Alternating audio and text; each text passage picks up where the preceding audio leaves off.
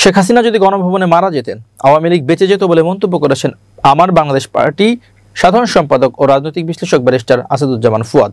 সম্প্রতি একটি বেসরকারি টিভি চ্যানেলের আলোচনায় তিনি এ মন্তব্য করেন। ব্যারিস্টার ফুয়াদ বলেন, অনেক লাসপেন্সার গ্রুপ বিশ্বাস করে আওয়ামী লীগ ফিরে আসবে, তবে 1975 সালের আগস্ট আর 2024 সালের আগস্ট ভিন্ন। 75-এর আগস্টে শেখ মুজিবুর রহমান ঘরে বসে খুন হয়েছিলেন, কেউ পালিয়ে যায়নি। আর 24-এর আগস্টে হাসিনা দেশ ছেড়ে পালিয়ে গেছেন। নিজের ঘরে মারা গেলে রাজনৈতিকভাবে যে একটা সহানুভূতি হতে পারে, এটা বাংলাদেশে প্রমাণিত হয়েছে। এটা একটি সহানুভূতির রাজনীতি, একটা মন্দিরের রাজনীতি, একটা শোকের রাজনীতি হতো। যেমন শেখ মুজিবকে নিয়ে একটি শোকের রাজনীতি তৈরি হয়েছে। তিনি বলেন, শেখ হাসিনাকে দিয়ে সেই শোকের রাজনীতি তৈরি করা যাবে না। পলাতক রাষ্ট্রপ্রধানকে দিয়ে পৃথিবীতে কোনো রাজ্য বিজয় হয় না।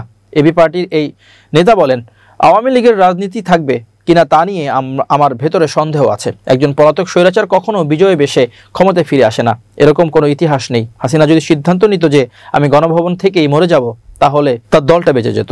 তিনি বলেন যে দলের নেত্রী পুরো রাষ্ট্রকে নিয়ে পালায়, তার রাজনৈতিক আত্মহত্যা হয়েছে।